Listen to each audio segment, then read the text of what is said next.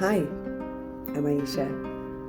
How are you? So, I am here to introduce myself. I've lived, like you, multiple lifetimes, and in many of those lifetimes, I worked in traditional or what's called allopathic or Western medicine. And during this time, I had a career where I would either educate the physicians or educate the physicians, the C-suite, so from your financial standpoint, your executive standpoint, from your clinical standpoint to your pharmacological standpoint on the benefits of products. And in particular, even though I went in from a clinical quote unquote standpoint, as a clinical educator, it was capital sales, meaning these kind of products required the buy-in of an entire hospital or entire hospital system or practice to fully move forward and understand the benefits for their patients, for themselves as they administer their practicing skills with their patients and things such as that. So that's a little bit about me. That evolved, so I worked a lot in neonatology from a GI standpoint, human milk fortifier, doing the first ever human-made human milk fortifier from a Western allopathic standpoint, mind you, and also doing things like lung surfactant. So for premature infants, lung surfactant was one of the first things to cut mortality in half right away. So it was a huge thing for the advancement of premature infants being able to live, even though their lungs hadn't fully developed. What it allowed them to be able to do is for their lungs to expand and to contract without actually collapsing. So having a layer of surfactant, which comes at a certain gestational age when they're in their mother's womb, and being premature often cut that time off or pretty much made it so the lungs of infants were not fully developed. Same thing with the GI, knowing that everything that happens in the human body has a time frame for it. It's not an accident. So even things like why do babies have 36 to 42 weeks to gestate or to grow in their mom's womb? It's because they have higher energy requirements. They're going to need to grow. So premature infants would need to often gain what would be equivalent to about 2 pounds a day to catch up nutritionally. So that's why human milk fortifier was actually brought about or needed, is because breast milk is for babies that are term.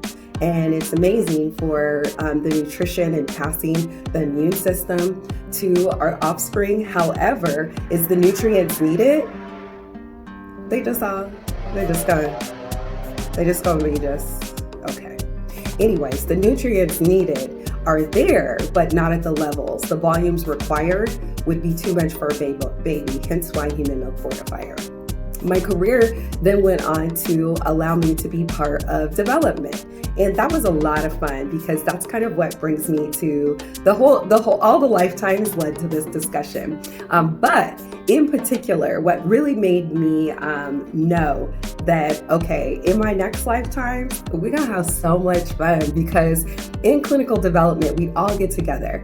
Perhaps people have been working on a molecule for like 20 years, 30 years, their whole career. So they were really, really connected to these molecules, which continue to get developed by being picked up by a company or a research institution. I'm sure these days it's less research institutions and more companies, but they would be picked up by a biopharmaceutical or pharmaceutical company. And the pharmaceutical company, like if you go to their pages, they'll tell you their development pipeline. Those different phases are different levels of where a molecule is to be quote unquote approved for use in humans like you and I. And so it goes through different phases and stages in that. So I say all this to say is the reason why I am coming up with my own way of approaching the discussion of health and things that can be helpful in our daily life is because I was always coaching the physicians. I was always coaching the hospital, the biopharmaceutical companies, and I don't think that they need coaching. It's actually us that needs coaching. So one of the main things that we would talk about when we get together as a group, and I would be silent because I'm not talking about this, is they would say, hey, guys, how do we reduce the placebo effect? Because in a lot of these clinical trials, you could look at the placebo effect and see that it's so high. And what the placebo effect is really not talking about what it truly is the placebo effect is the understanding that even though I didn't get the molecule or the trial medication that this study is covering to see if it works for whatever ailment, disease, chronic disorder is going on, is that I believe so much that I'm going to benefit from this, that reality and my body start rearranging to fit that belief. And I do experience improvements in those chronic illnesses. Like I got the medication. And this would always blow my mind because I'm like, that's it. But see, when you uncreative, when your only thing is to make money, you can't go down those rabbit holes, right? So that's what we're gonna do. We're gonna be talking about all the things that interest me, the things that we didn't know about our health that can be great, and I'd love for this to be an interactive thing. Thank you for that.